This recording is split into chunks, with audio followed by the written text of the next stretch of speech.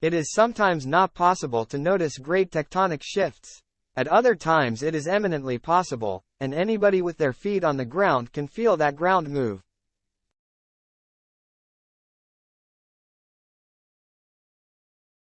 So it is at the moment with the rise of China and the fall of America. Consider the events of recent weeks.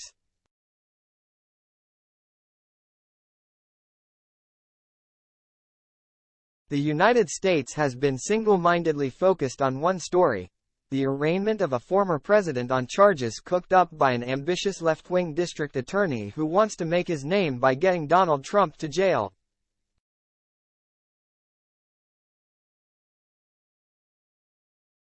In Manhattan and Palm Beach, the media has paid for helicopters to fly overhead and capture every move of the former president.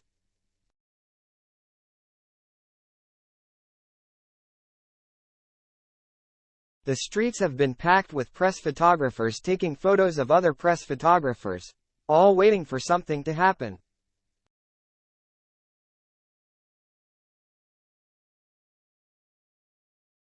All the time, America's cities, from New York to San Francisco, are rotting from the center out, with leftist DOS allowing theft and even violent crime on a scale that has not existed in living memory.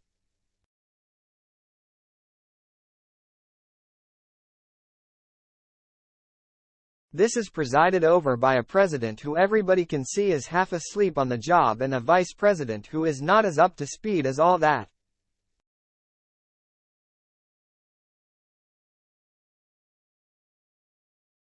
Meanwhile, the Chinese Communist Party has its own designs. In recent weeks, Chairman Xi popped up in the Middle East to broker a deal between the Saudis and the Iranians.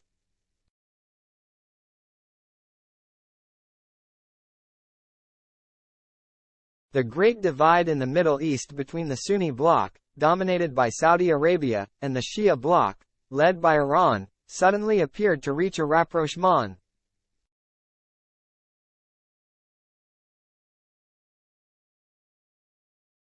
I wouldn't give it very much time, myself, though Saudi Arabia and Iran's top envoys met again this week in Beijing to pose for another photo op.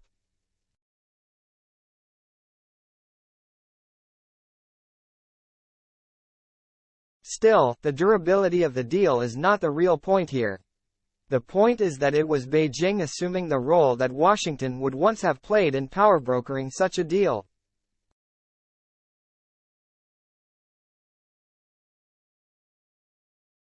It was the same at the end of last month when Xi turned up in Moscow to present the Chinese plan for ending the war in Ukraine.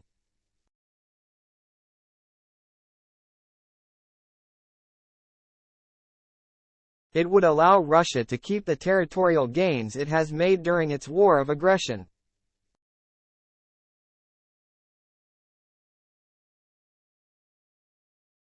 So it is not a good plan, and the Americans, among others, rejected it immediately.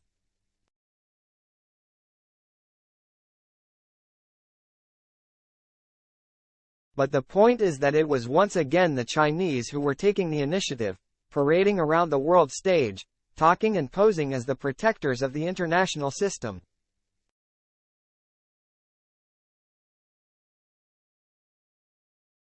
So it was inevitable that other world leaders would eventually come to the court of the new emperor and treat him in the way that he now expects to be treated.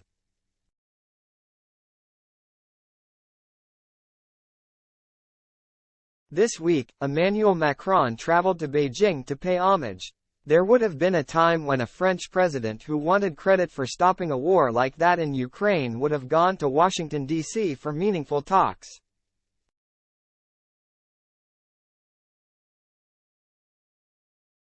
Today, the French president turns up in China for meaningless ones. Trailing a set of gifts that would have embarrassed a medieval potentate, Macron announced at their joint press conference that he knew he could rely on Xi to bring Moscow to the negotiating table.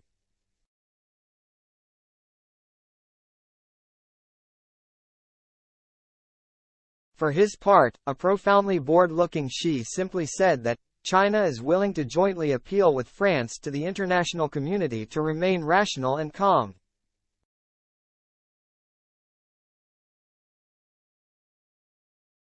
They yesterday issued an ambiguously worded joint statement to that effect.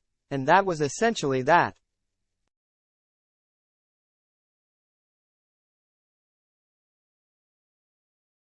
And this being China, naturally the press conference had no questions from any press.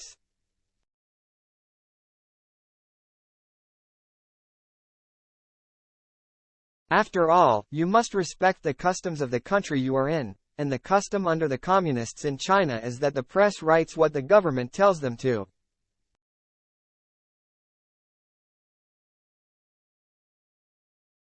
In the CCP system, what need has the press of questions?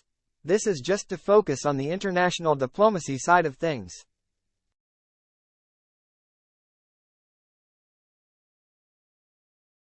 But the same applies in area after area. While we in Britain argue about things like whether or not a woman can have a penis or how racist we are this week, China's top politicians and envoys are busily traveling the world making trade deals.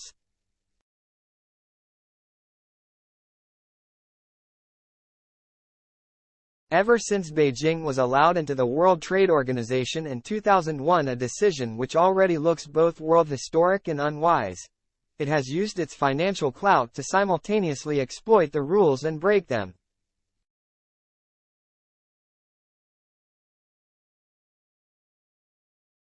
Today, they are not even hiding their desire to ensure Chinese economic dominance in the 21st century.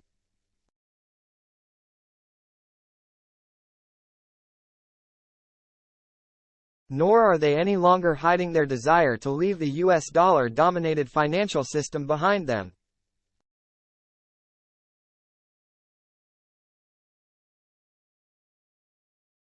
Just this week, China was once again in America's own backyard.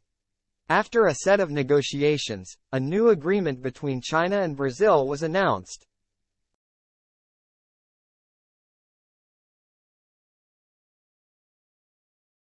And here is the salient factor. The deal completely bypasses the American dollar, which would once have been the standard for such negotiations.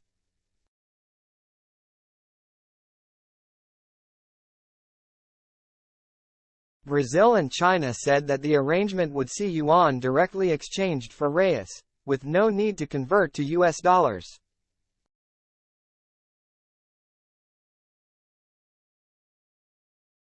Brazil's Trade and Investment Promotion Agency, Apex Brazil, announced that this would both reduce costs and promote better bilateral trade and investment between the two countries.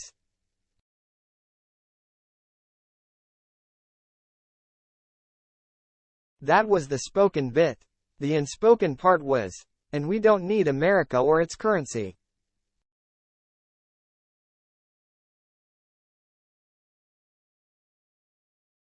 In many ways, that is not surprising, because successive American governments, of all political stripes, have done a great deal in recent decades to diminish the standing of the US dollar.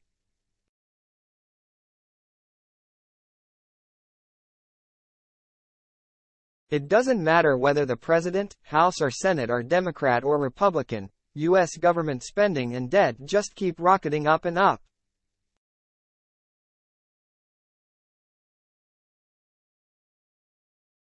When Democrats are in charge, they ratchet up borrowing and lavish it on their pet projects.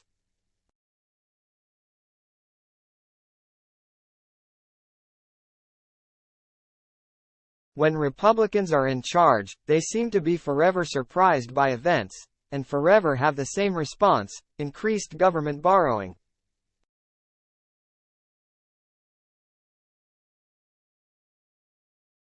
During the last presidency, that came about primarily as a result of the COVID pandemic, when the government started splurging out checks to get American households and businesses on their feet.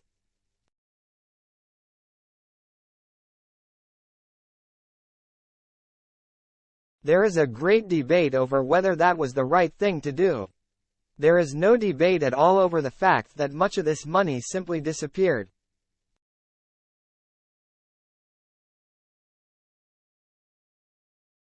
But for China, it couldn't have worked out better. China of course gave the world the virus. Whether from a lab leak or a wet market, and caused the shutdown of the American and global economies.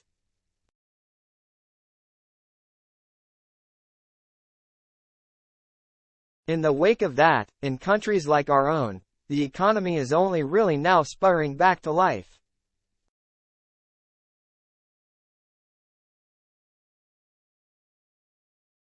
But the effects on the education of the next generation, the debt accumulated and much more mean we will live with the effects of the China virus for the rest of our lives.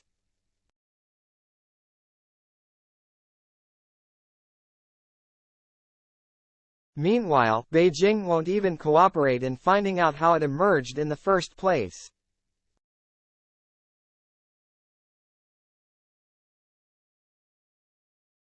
Not a bit of it. Nothing that might slow down or distract from their agenda. And while we distract ourselves with ridiculous and ill-informed rows about the alleged iniquities of everything in our past, China is simply getting on with its future.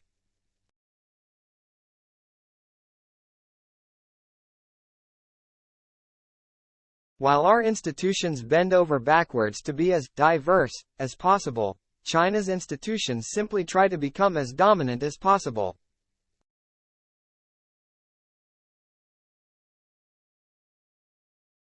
From the rise of Chinese companies to China's increasingly aggressive behavior towards Taiwan, Beijing is intent on its agenda while the West wobbles.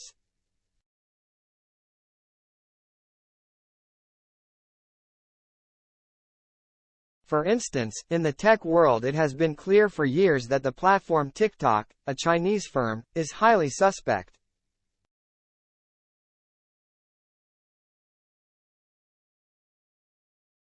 Indeed, it has long been accused of data harvesting. The platform has captivated children and teenagers in Britain and America, but it has not been allowed to trouble the youth of China.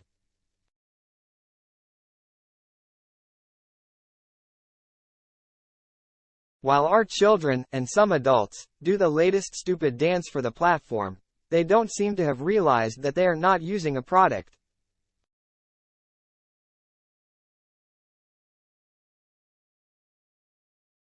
They are the product. Their information is the point.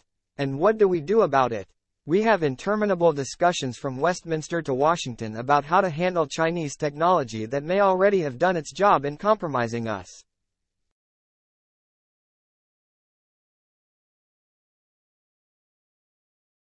And the left worry that even raising the question might be racist, the old line about Nero fiddling while Rome burns comes to mind.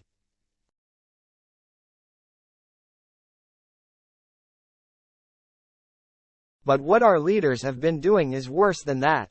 Our societies and governments have been doing silly little dances, sometimes on TikTok, sometimes, like Macron in Beijing, while the Chinese Communist Party moves the ground from under our dancing feet.